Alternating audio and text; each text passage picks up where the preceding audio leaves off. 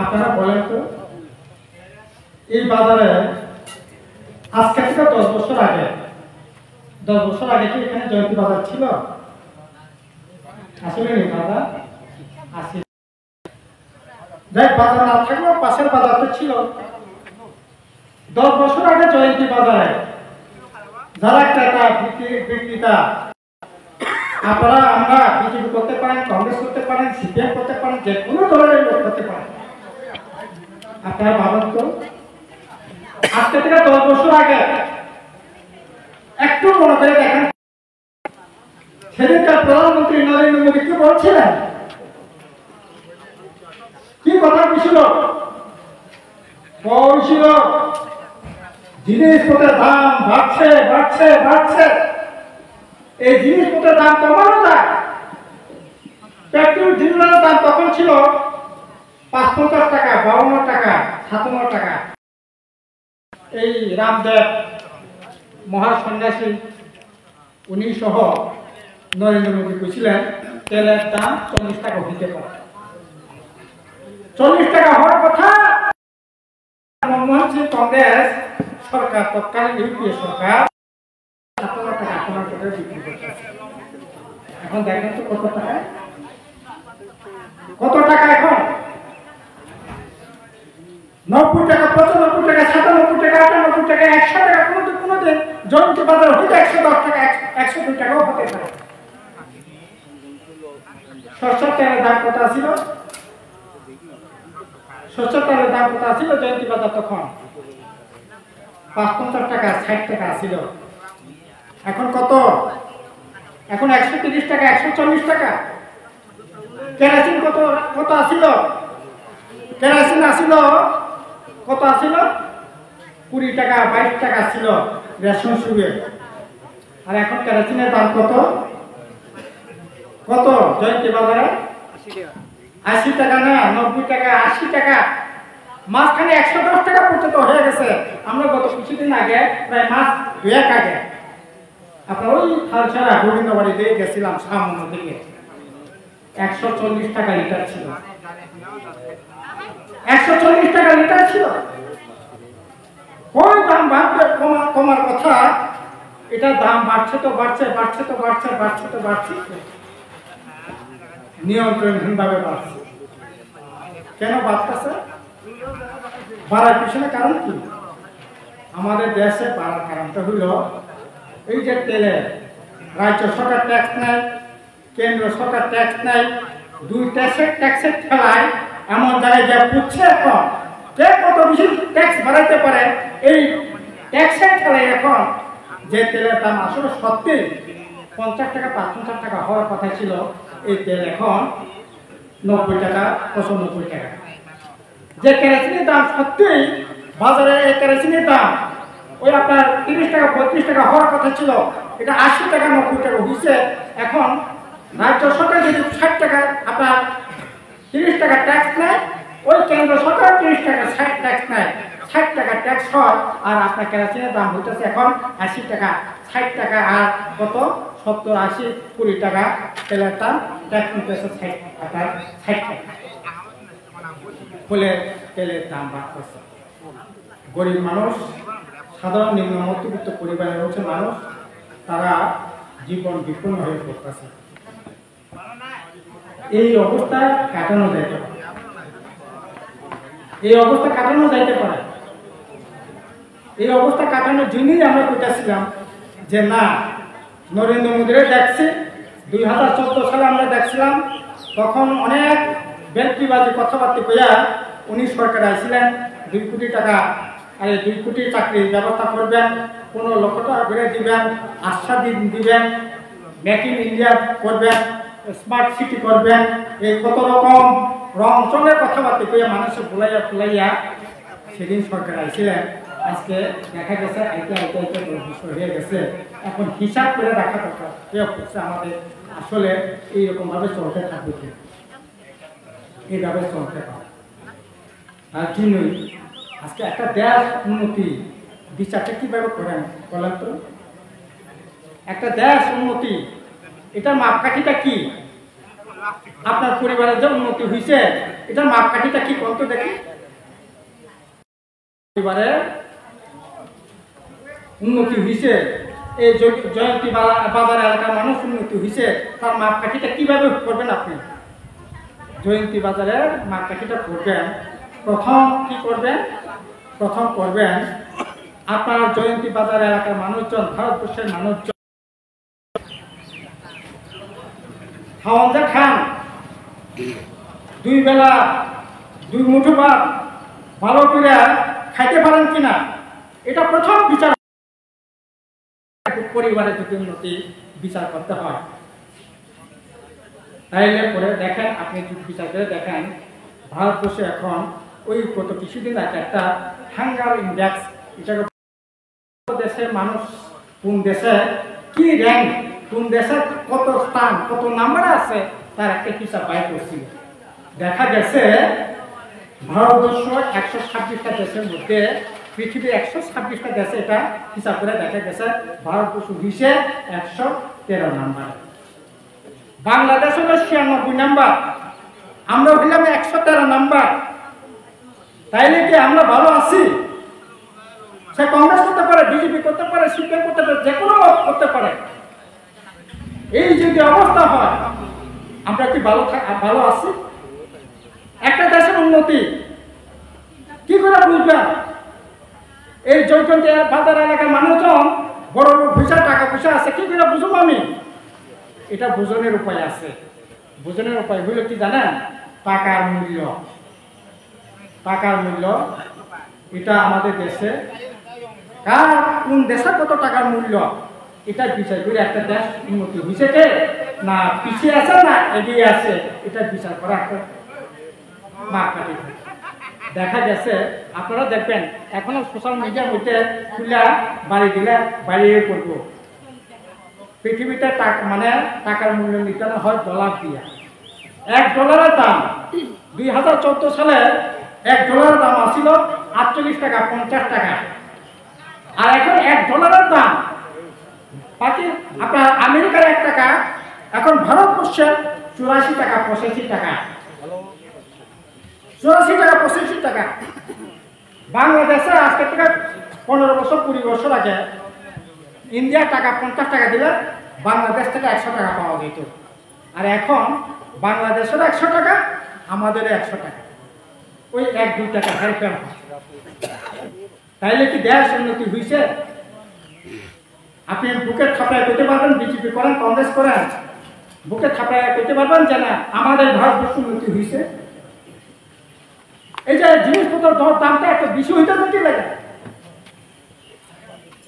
দাম দর হইতেছে আমাদের দেশে উৎপাদন, আমাদের দেশে শিল্প কারখানা, আমাদের দেশে মানে যুবকের হাতের যে কাজ, কৃষকের হাতে যে কাজ থাকার কথা, এই কাজগুলো এখন বিশেষ করে নরেন্দ্র মোদী আসার পর সবটা কাজ কাটিয়ে নিয়ে খুলে গেছে।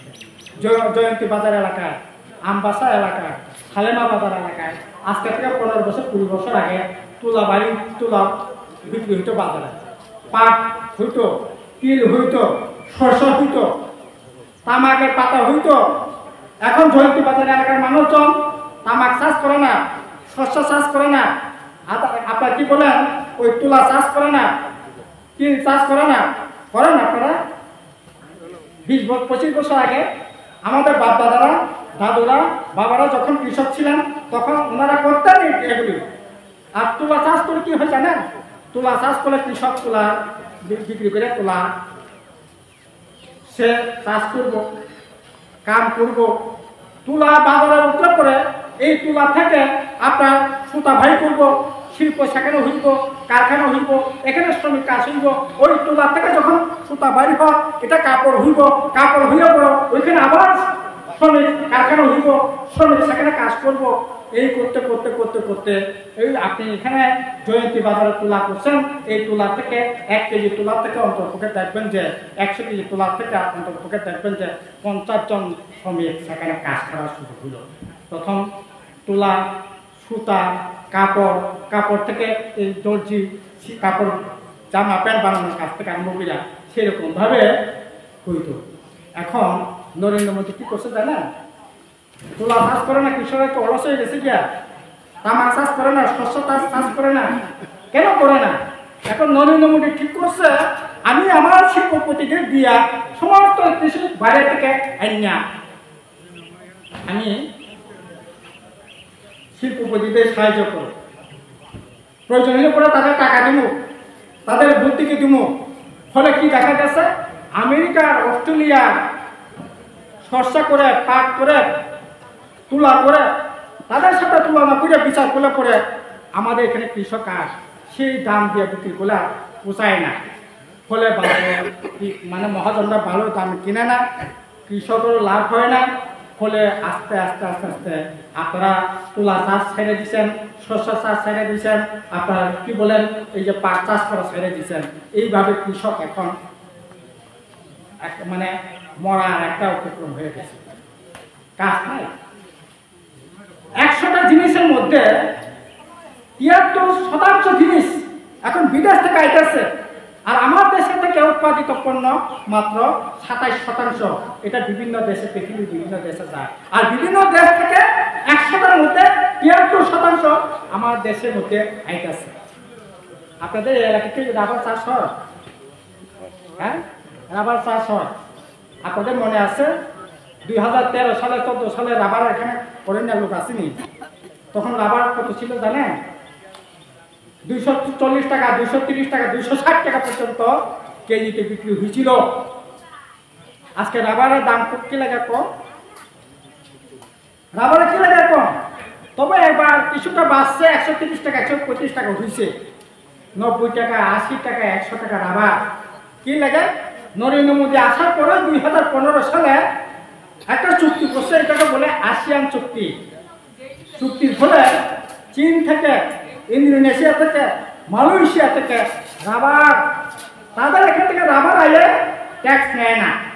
আর আপনার জয়ন্তী বাজার এলাকাতে যারা রাবার আপনারা চাষ করেন, নরেন্দ্র মোদী নেয় 18 টাকা, আর এখন মানিক শাহ নেয় 7 টাকা, 25 টাকা তারা খেয়ে গেছে।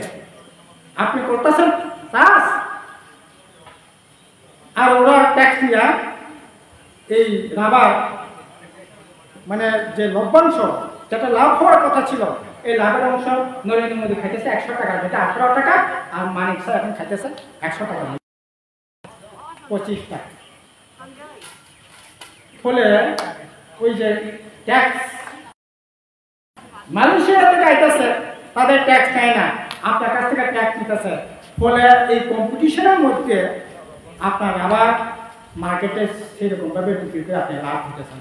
অথচ রাবার 2014 সালে যেখানে 240 টাকা, 250 টাকা ছিল, 2014 সালের পর আপনার রাবার চাষ করার জন্য কত খরচ বাইরে গেছে। এখন এসিডের দাম খরচ বাড়ছে, সারের খরচ বাড়ছে, ওই যে আপনার যে আংটার খরচ বাড়ছে, এই যে আপনার কি বলে যেটা রস যেটা আটকায়, এটার দাম বাড়ছে, কাঁচির দাম বাড়ছে, সমস্ত কিছুর দাম বাড়ছে, অথচ রাবার দামটা বাড়ে নাই।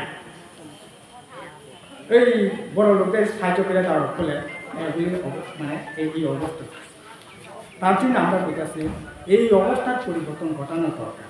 এই অবস্থার পরিবর্তন যদি ঘটাতে না পারে, কৃষক বাঁচবে না, কৃষক বাঁচবে না, যুবক বাঁচবে না, যুবকের কাজের ব্যবস্থা নাই, সমস্ত শিল্প কারখানা বন্ধ, রেল থেকে আরম্ভ করে, বিদ্যুৎ থেকে আরম্ভ করে, কলেজ ইউনিভার্সিটি থেকে আরম্ভ করা, বেশিরভাগ এখন রাষ্ট্রতে যে সম্পত্তি আছে, সম্পদ আছে, শিল্প আছে, কারখানা আছে, এগুলি এখন সব হাতছাড়া করে ফেলাইতেছে। ফলে 100 জনের মধ্যে এখন 83 জন শিক্ষিত বেকার আমাদের ভারতবর্ষে, 83 জন। এই অবস্থার পরিবর্তন যদি ঘটাতে না পারি, কৃষক যেমন বাঁচবে না, বেকার যুবক বাঁচবে না, ছাত্র বাঁচবে না, আপনার শ্রমজীবী সাধারণ মানুষ, খেতে খাওয়া অংশের মানুষ, শিল্প কারখানাতে যারা কাজ করবেন, কোথায় আপনি করবেন? কাজেই ভয়ঙ্কর একটা দিন আসছে, চলছে, এগুলিকে বদলানো দরকার। এই বদলানোর জন্যই আমরা দেখেছি যে আসন্ন যে লোকসভা নির্বাচন আমাদের সামনে বড় সুযোগ এসছে, এই সুযোগটাকে যাতে আমরা কাজে লাগাতে পারি। আমাদের রাজ্যের ক্ষেত্রে আমরা দেখছি এখন এখানে বিজেপি আইপিএফপি সরকার চলছে 6 বছর ঠিক আছে, আঙুল তুলে একটা দেখাতে পারবেন জয়ন্তী বাজার থেকে 10 কিলোমিটার এলাকার মধ্যে এই বিজেপি আইপিএফ জোট সরকার আসার পর এই কাজটা আমরা করছি আঙুলকুলা দেখানোর কোনো ক্ষমতা আছে তো মুংসা খাইতে হ্যাঁ সারা রাজ্যেই তো করছে না জয়ন্তী বাজার এলাকা 10 কিলোমিটার এলাকার মধ্যে কি করছে আঙুলকুলা দেখানো সাহস দেখানো করতেছে কাজে আমরা সবাই দেখাচ্ছি 299টা নির্বাচন প্রতিশ্রুতি ছিল কথা ছিল প্রধানমন্ত্রী থেকে আরম্ভ করে স্বরাষ্ট্রমন্ত্রী থেকে আরম্ভ করে অর্থমন্ত্রী থেকে আরম্ভ করে আরিফ বাবা কত টাকা মানে সরকার নাকি ভোটে দেওয়া টাকা আনে এদেরকে উন্নতিকরণ যায় না ওই বিপ্লব দেব যদি আসে সরকার বিজেপি সরকার যদি আসে তাহলে পরিস্থিতি দিয়ে টাকা আনবো বানতে বেশি তো বেশি নাই রাখ টাকার কোনো অভাব হবে না হ্যাঁ টাকার কিন্তু কোনো অভাব হচ্ছে না এটা ঠিক টাকার অভাব হচ্ছে না 100 জনের মধ্যে 10 জনের কোনো অভাব হচ্ছে না মন্ডলে যারা আছে মথা যারা প্রথম সারির দ্বিতীয় সারির নেতা যারা আছেন তাদের কোনো অর্থের কোনো অভাব নাই তাদের অর্থের কারিগরি অর্থ আছে তাদের কোনো সমস্যা নাই সমস্যা হচ্ছে আপমর জনগণের এই যে অমলেন্দ্র কইছেন দেখা সাধারণ কাজ এই বাজারে এরকম হওয়ার কথা ছিল আজকে মাসে কত তারিখ 5 তারিখ 13 তারিখে আপনারা চৈত সংক্রান্তি করবেন ত্রিপুরা সরকার পয়সা খাই নাই হারি পয়সা খাই নাই গড়িয়া খাই নাই খবর নেওয়া লোক আছে কিভাবে চৈত সংক্রান্তি হইব কিভাবে আপনার বৈশ হইব কিভাবে আপনার গড়িয়া হইব এই যে দেশে সংক্রান্তি হাংরাই ভাইটা হাংরাই না কেন খবর না নাই তো কে খবর রাখে এইরকম একটা অব্যবস্থা চলছে কাজে আমাদের রাজ্য এই যে বিজেপি আইপিএফটি এখন নতুন যারা ত্রিপুরা মাথা গেছে ত্রিপুরা মাথা তো আরো বড় বেশি দেওয়ালিয়া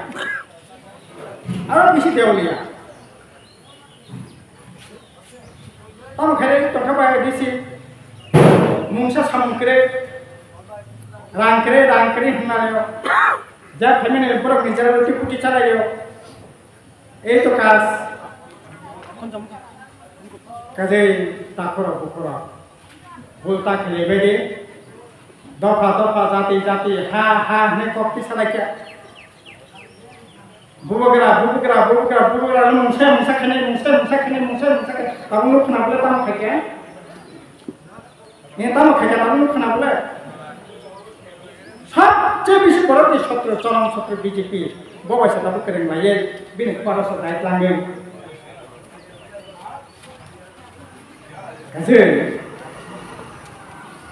अब बागना साइमानो ত্রিপুরা মাথা তথা अब আসলে कुनिया बड़ा दानफोनो दुर्बल खाने बागे अरनि ट्राइबेल नन ट्राइबेल बिनि जे ঐক্য গণ দুর্বল খানে বাগে এই ধরনের রাজনীতি ষড়যন্ত্র ছিল এটা উপজাতিদের উন্নয়ন করার জন্য এই ত্রিপুরা মাথা আসলে এটা ছিল এখানকার সংহতি এখানকার ঐক্য এখানকার জাতি উপজাতি ঐক্যটাকে দুর্বল করা বামফ্রন্টের শক্তিকে দুর্বল করা বামফ্রন্টের শক্তি মানে কি বামফ্রন্টের শক্তি মানে জাতি উপজাতির মধ্যে ঐক্য বামফ্রন্টের শক্তি মানে কি কৃষক শ্রমিক জুনিয়র সাধারণ শ্রমিকজীবী মানুষের ঐক্য এটি হচ্ছে বামফ্রন্টের শক্তি এই শক্তিটাকে দুর্বল করে ওই পুঁজিপতিদের সাহায্য করার জন্য তাদেরকে সাহায্য করার জন্য হচ্ছে ত্রিপুরা মাথা কুল্লা জাতি হলো পার্টি যাইফেন ছাত্র হলো জাতি হলো মানে কুল্লা জাতি হলো পার্টি তারপর তো 90 টাকা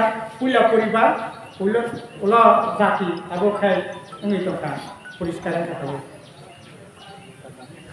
বিজেপি দালালি থেকে 2023 থেকে না পুরো নগদ প্যাকআপ তলমানি কাজে বলতা খেলে বেশি তারপর বুকর ও 2024 পার্লামেন্টে যদি নরেন্দ্র মোদী আবার আসে তাহলে ধ্বংসের কিনারে দিয়ে যাবে সিমলান সানাই হাইনসে তাবো ভয়ঙ্কর বিপদ জায়গা মাথা কাজেই এইরকম বিপদ থেকে বাঁচি না পারি না आइनाय लोकसभा निर्वाचन जों बेबादिनो खालायो हाग्रा खायो सिनि जे पूर्वासन जों प्रार्थी रेखा राजेन রিয়ান গণতন্ত্র প্রতিনিধি আর গোটা ভারতবর্ষে এখন একটা বিজবিজিতে ওয়েব চলছে হাওয়া চলছে বলা যায় এটা ঘূর্ণিঝড়ের আকার নিতেছে আমার কথাই না আপনারা মোবাইল তো দেখলাম হাতে হাতে মোবাইল আছে এই মোবাইলে একটু চেক করে দেখেন নরেন্দ্র মোদী বক্তৃতা করলে কতজন 2000 থেকে কতজন শুনে আর রাহুল গান্ধী বক্তৃতা করলে কতজন শুনে আর ওই যে মানে বিজেপি পলিটিক্যাল অ্যানালাইসিস বিভিন্ন যে চ্যানেল আছে না এবিপি আছে ওই আপনার কি বলেন আজতক আছে এনডিটিভি আছে তারা যখন পলিটিক্যাল অ্যানালাইসিস করে কতজন লোক দেখে হিসাব দেখবেন 5000 10,000 20,000 বেশি হয় না আর রাজেশ কুমার যখন কথা কয় এই যে বিজেপির বিরুদ্ধে যখন কথা কয় দেখবেন 10 লাখ 20 লাখ 25 লাখ একদিনে 80 লাখ পর্যন্ত দেখে মোবাইলটা খুললে আপনারা দেখতে পাবেন আর মানেটা কি দেশের মানুষ কি চাইতেছে এটা তার প্রমাণ হইতেছে আর 2023-এ 24-এর যে নির্বাচন এটা সম্পূর্ণ আলাদা 2019 আমরা 2027টা 28টা দলকে একত্রে লড়াই করতেছি ইন্ডিয়া জোট নামে 2019-এ এটা সবাই ছিল আলাদা আলাদা এমনকি বামপন্থীদের মধ্যেও আলাদা ছিল যারা সিপিএম আর সিপিআই মধ্যে লড়াই আসছিল কিন্তু এবার সমস্ত দল একত্রিত হইয়া এক দুটো রাজ্যে এক দুটো সিট নিয়ে ঝামেলা আছে ঠিক আছে এক দুটো ক্ষেত্রে থাকতে পারে কিন্তু 543টা পার্লামেন্টে যে সিট এর মধ্যে প্রায় বলা যেতে পারে 90% এলাকায় রাজ্যে সিটে অন্তত পক্ষে একটা ভাবে লড়াই করতেছে আবার এই যে আপনারা কি বলেন এনডিএ বিজেপির পক্ষে 2019-এ একটা ভাবে লড়াই করছিল অনেকেই এখন এই বিজেপি ছেড়ে দেয় অলরেডি অনেক গেছে আপনি দেখবেন তামিলনাড়ুতে এআইএডিএমকে 2019-এ বিজেপির সাথে একসাথে লড়াই করছিল এবার বলছে না তোমার সাথে আমার লড়াই হতো পাঞ্জাবের আকালি দলের সাথে বিজেপির লড়াই একসাথে ছিল এবার বলছে না তোমার সাথে লড়াই আমরা করব না একইভাবে আপনারা দেখছেন উড়িষ্যাতে বিজু পট্টনায়ক 21টা পার্লামেন্টের সিট আছে একসাথে লড়াই করছিল আবার বলছে না তোমার সাথে একসাথে লড়াই করব না তুমি বৌদ্ধ খারাপ তুমি হিন্দু মুসলমান করো তুমি হিন্দু খ্রিস্টান করো তুমি দেশের মানুষের মানে ধর্ম নিরপেক্ষ সংবিধান মানো না গণতন্ত্র মানো না তুমি ধারে তারে হ্যাঁ জুড়ে ওই জেলের দোকানের ব্যবস্থা করো মুখ্যমন্ত্রী পর্যন্ত জেলের দোকানের ব্যবস্থা তুমি করলা তুমি এত অন্যায় করতে পারো ফলে এখন বিজেপির সাথে কেউ থাকতে চাইতেছে না 2019-এ যারা ছিল অনেকেই এখন বিজেপির বিরুদ্ধে ওরা আমাদের সাথে কেউ আইসে কেউ কিসে জানা আমরা কোনো দলেই থাকুন না অন্তত বিজেপির বিরুদ্ধে আমরা থাকুন আমরা এককভাবে লড়াই করব যে কথাটা কইতেছে নরেন্দ্র মোদী বারবার যে আবার 200 মানে 400 পায় এত সহজ করে লড়াই জন্ম উঠতেছে আপনারা চোখ কান খোলা রাখেন গোটা দেশের মানুষ এখন এনটিএতে বিজেপি হাওয়া চলছে এটার সাথেই আমাদের রাজ্যে এটা আমাদের রাজ্যেও এই হাওয়াটাই চলছে এখন আমাদের মিটিংয়ে মিছিলে ওই বিশেষ করে ওয়েস্টে পশ্চিম যে লোকসভা কেন্দ্রে আপনাদের এলাকা তো কিছু আছে ওই ঝুল করে আত্মহত্যা করানোর চেষ্টা করতেছে রাত্রেবেলা আইতেছে 8টা-9টার সময় চোখ একবার লাল লাল করে আইতেছে চোখ গ্রামের মানুষ কি লেগে চোখটা লাল হয় এটা তো জানান তো আপনারা লাল লাল চোখ করে যদি আয়ে 50 বেঞ্জা বিজেপি পদ্মা ছিল 50 বেঞ্জা 15 জন 20 জন বাইক লয়ে যখন আয়ে কইতেছে কালকের মধ্যে যাইবেন কিছু হইলে কিন্তু দায়িত্ব আমি নিব না আমার দায়িত্ব থাকবে না আমাদের দায়িত্ব থাকবে না এইরকম কথাবার্তা কইয়া কোনো জায়গায় পদত্যাগ করানোর চেষ্টা করতেছে যতই কিছু করো তুমি আমার ফিজিক্যালি আমরা ভোটে নিয়ে যেতে পারো আমার মন্ত্রণালয় নিতে পারবে না আমার জীবনের অভিজ্ঞতা আজকে এটাই তো বড় শিক্ষা তো মানুষের অভিজ্ঞতা চোখের সামনে যা দেখি এটা হচ্ছে সবচেয়ে বড় কথা কাজেই জয়ন্তী বেড়াদার এলাকার মানুষজন অভিজ্ঞতা আছে কি ছিল এই বাজার এলাকা আপনারা যারা এখানে ব্যবসায় বাণিজ্য করতেছেন, বিজেপি থাকতে পারেন, কংগ্রেস থাকতে পারেন, সিপিএম থাকতে পারেন, কোনো দলের সাপোর্ট নাও করতে পারেন, এরকম ব্যবসায়ী তো আছে। আজকে থেকে 10 বছর আগে, 8 বছর আগে, 9 বছর আগে আপনার ব্যবসা বাণিজ্য কিরকম ছিল বলেন তো একটু, বুকে হাত দিয়ে চলে? ভালো চলে? দোকানপাট ভালো চলে? ব্যবসা বাণিজ্য ভালো চলছে? বুকে হাত দিয়ে বলতে পারবে না না আগে থেকে অনেক কিছু ভালো চলছে, এক কথা বলার জোর নাই। কারণ মানুষের হাতে টাকা নাই। আছে টাকা আছে, রাখার টাকা নাই, ফরেস্টের কাজ নাই, দায়িত্বের কাজ নাই, আপনার কি বলেন গ্রাম উন্নয়ন দপ্তরের কাজ নাই, কি কাজ আছে? কিছু তো কাজ নাই। তো মানুষ হাতে টাকা আগে করতে গে, মানুষ হাতে টাকা না থাকলে আপনার দোকানটা চলবো কি করে? ওই যে কলসিতে টাকা আনে, বামফ্রন্ট ঘরটা যে টাকা আনলো 100 টাকার মধ্যে খরচ করলে 100 টাকার মধ্যে 90 টাকা খরচ হতো, 90% মানুষ হচ্ছে। আর আজকে কলসি দেওয়া টাকা আনে, কাঁচলা দেওয়া টাকা আনে, এই টাকাটা 100 টাকা খরচ করলে 10 জনের জন্য 90 টাকা খরচ হয়, 10 টাকা খরচ হয় 90 জনের জন্য। তো কি করে আপনার দোকানটা চলবো? আপনার পকেটে কি করে পয়সা দেয়? বলে গ্রামীণ বাজার এখন হাহাকার চলে। কাজের এই অবস্থা কাটানোর জন্যই রাজা মন্ত্রী টাকা না, জমিদার হলে টাকা না, আমরা গরিব মানুষ যাতে বাঁচতে পারি, একটু কথা বলার টাকা করে নিতে পারি। ভিলেজ কমিটি নাই, নির্বাচন নাই, কথা বলার জায়গা নাই, এই যে জায়গা পাই পেমেন্ট পাই না, কারণ যা কোনো বন্ধ দেখি কে শুনবে আপনার কথা? এটা তো ভিলেজ এডিসি এলাকা তো না, নন এডিসি এলাকা। এই তো নন এডিসি এলাকা এখন তো কথা, এটাও তো নির্বাচন না, এটা তো গায়ে জুড়ে ভূ। এখানে যে প্রধান উনি কি নির্বাচিত প্রধান? এত গায়ে জুড়ে ভূ প্রধান, গায়ে মানে না আপনি মোড়ল, গায়ের মানুষ না মানলে আপনি মোড়ল, আপনি প্রধান। আর বেটাও মনে করে তোমরা যখন ভোট দেওয়া আমার প্রধান বানাইছো না, মোড়ল বানাইছো না, আমি আমার মতো করে করুন। আর আপনারও কিছু বলার নাই, আপনারা তো ভোট দিচ্ছেন না, তো ভোট দিলে না বুকে থাপে করতে পারে আমি ভোট দিয়ে বানাইছি বেটা, বেশি তেড়িমিড়ি করো না কইতে পারবেন। এখন তো এক কথা করারও জোর নাই, এই বেটাও মনে করে আপনার ভোটে তো আমি মোড়ল হয়েছি না, প্রধান হয়েছি না, কাজে আমি আমার মতো করে চলুন। আর চলছে তো চলছে, এরকম ভাবেই চলছে। কাজে এই অবস্থা করে ঘটানোর জন্য ওই জরুরি, তার জন্য লড়াইটা করেন। এই কথাগুলি বলিয়েই আমি আমার কথা শেষ করলাম। সবাইকে নমস্কার, ধন্যবাদ, দেবেন।